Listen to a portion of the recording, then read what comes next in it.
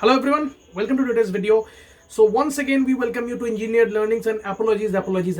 It's been 2 months since we have posted our last video and people have been complaining a lot that why are the videos not coming up. It's because of my hectic MBA schedule, but now we are back, and we are back just before it's about to give the CAT examination. Yes, I am here to share some last moment tips because day after tomorrow, Sunday, we have CAT examination, and all the best to all the candidates that are appearing for the examination. I'm going to give a few last minute tips to ace the CAT examination of 2021, and all the best to all the candidates. Before I start, I would like to thank you all for the love you have given. We are almost about to reach 5k, and yesterday I received a message from a couple of my juniors. They got selected in Can India, and they were like, Engineered Learnings as a platform helped them a lot. So thank you very much for all the love and the blessings that you give to the channel. It's because of you that we have survived till date. So let's not waste any more time, and let's go to CAT 2021. Yes, it's very special an occasion. I gave CAT 2020 and I know how it feels, how butterflies in your stomach goes on about it just before you are about to give the CAT examination. So our last few moments tip: if you don't want to give mock in these 2 days, do not give mocks. Yes, I would specifically stress on this because some people what they do is they overanalyze. If you have been giving mocks for quite a number of times, like you've already given about 15, 20, 25 mocks maybe, and you have already analyzed your performance, let the 2 days be, because it's going to be extra stressful for you. Because if you do not score that good in the mocks, it will create a self-perception, it will create a self-doubt, and then it will be difficult for you to approach the examination. And that's why I completely stress on the fact that you shouldn't give the mocks if you have already given a plenty number of mocks to analyze and to practice the questions. Yes, if you are a newbie like me to the examination, because I didn't have any preparation whatsoever last year, so I went there unprepared, and last 2 or 3 days I gave the mock examinations, and that's how I gathered the speed and the confidence and the accuracy during the examination. 3 days practice is a very lesser time, but it will give you a flow. So if you haven't practiced that much and you are just going in for the examination under prepared, you know that, so it doesn't really matter because you haven't given that effort. So you know what happened with me. I didn't give the effort, so I knew that I'm not going to score good as compared to others, but I have to score something, right? And for that, if you are underprepared, go there and give the mock examinations. At least in the last couple of days, 1 or 2 mocks is enough.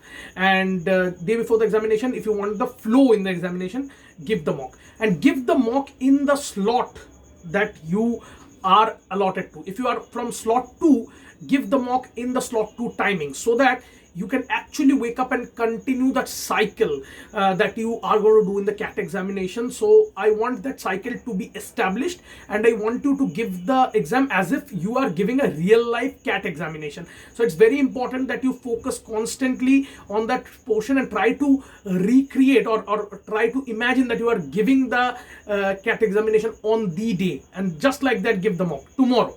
Yes, tomorrow is the ideal date because that's the last date you want to get before the examination. So if you want, you can give 1 mock at the slot timings that you are allotted to. That's going to give you the confidence and the flow. Now, the second thing that goes is, do not touch any new topics in these 2 days to go. Just revise. Revision, that is the specific term, that is revise, go through all the formulas, all the theorems, whatever is there, particularly in the geometry section. It's very important in the quant section that you go through the formulas. Apollonius theorem is there, Pythagoras theorem, as we all know, is there. There are certain theorems about parallelograms, about rhombuses, and those things are difficult to remember on the day if you haven't gone through the formulas time and again. So I would specifically say that is what I did. Go through the formulas. If you have referred to any coaching classes, they will have this, or if you have specific notes, you can go through those as well. Just try to buckle up a little bit and try to go through all the formulas and theorems if possible for the quant section. For the verbal section, it's already done and locked. You cannot do much about it. Just I would say you have the practice of reading. So if you are not giving mocks, maybe in the free time, apart from revision of the notes that you have already practiced, instead of stressing out, read through some good articles, some newspapers maybe. That kind of gives you the flow to approach the subject in the examination, the verbal section in particular, the RCs in particular.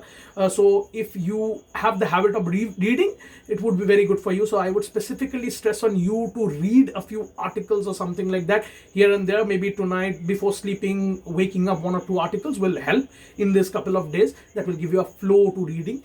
And DILR also already done and locked. You know what are your strengths, you know what are your weaknesses. So the selection of set is going to be the main thing, and you have to be wise while selecting the set. So I'm going to directly talk about DDay. What you are going to do DDay. Someone very correctly pointed out, it's not about the questions that you do or attempt, it's about the questions that you leave.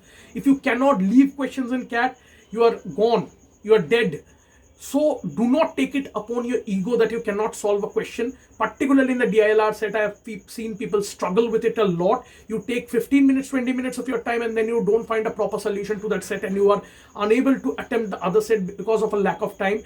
40 minutes is very lesser time, my friends. So in the first 7 to 8 minutes is the decider, is the ice-breaking session for you in the DILR particularly. Read the set within 4 to 5 minutes. Go through it, try solving the first question, take 7-8 minutes at max in a particular set, and if it doesn't get solved, do not take it upon your ego, choose a new set. Yes, please do not take it upon your ego. Same goes for Quant. Do not consume more than 4 minutes on a particular question. 2 minutes is ideally what you should be consuming. If you are taking 3 minutes, well and good, but do not take more than 4 minutes on a particular question. Even if that's stuck midway and you think that you're going to crack it, unless you're 100% sure, do not go for that question. That is what I would suggest. Many a times what happens is we go half the way through, we are stuck, we feel that we can solve it, we take too much time, and we then don't get enough time for the next couple of questions. So do not do that. Third trick and most important trick is about selection of the proper questions, my friend. Selection of the proper sets in DILR. You know what your strength is. That is what I was stressing upon. You know whether you are good in games wala questions, whether you are good in DI based, logic based DI, or you are good in proper thorough calculation DI, or you are good in patterns, or you are good with maybe decoding and coding. Those were my strengths personally. I loved patterns, I loved decoding, coding, I loved games. So I approached that. I didn't usually prefer DI in particular. So if someone's strength is DI, go for data interpretation. They are pretty simple. If you can go for logic based DI, then also it's fine. You can go for that. So play on your strengths, learn what you love the most solving, and what you enjoy the most, and what you know that you can solve the best, and approach those questions in particular and leave the other questions. You cannot solve all of them. And 3 sets would be good bit in the DILR, and 4 sets would be more than enough to fetch you 99 plus percentile. Similar goes for the quants. 10 questions more than enough, 10-12 questions more than enough, and 15 questions if you do 99 ke aaspaas hai boss. Hands down 99 around in 15-16 questions in the quant section. And for the verbal section, you will have to do a mix of RC and verbal. So again, selection of questions, but try to do more of the chunk there, because people generally do more questions in the RC and verbal. And if you are in slot 2 and slot 3, please see the analysis, but do not depend thoroughly on the analysis. Go with the open mindset. Anything and everything can come, because when I approached the exam last year, what happened was I came to know that the verbal section is tough in the first slot. I was in the second slot. I went with a mindset that the verbal is going to be tough and the rest of the portions are going to be easy. But guess what? Slot 2 DILR was horrendous previous year. So just remember, go with an open mindset. Anything and everything can happen. See the slot analysis, have that at the back of your mind, and go with a fresh mindset that anything can happen. In case you do not get what is the analysis of slot 1, do not get confused. Just attempt. Leave that and attempt. Leave that thought that this is the tough portion and attempt.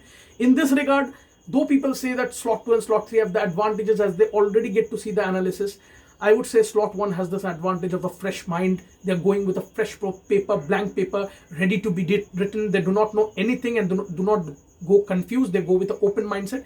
So even if you are in slot 2 and slot 3, see the analysis, but do not stress much upon it. go with an open mindset and choose the correct questions and leave the correct ones. That's it from my side. All the best for CAT 2021. Bag it home. And that's what I would say. We'll keep on bringing more videos, and once again apologies for being too late to upload this video. Thank you very much. Only 2 days left. All the best, guys. If you liked it, like it, subscribe to our channel and share it with your friends so that we can get more and more love from your end. Thank you very much. That's it for today.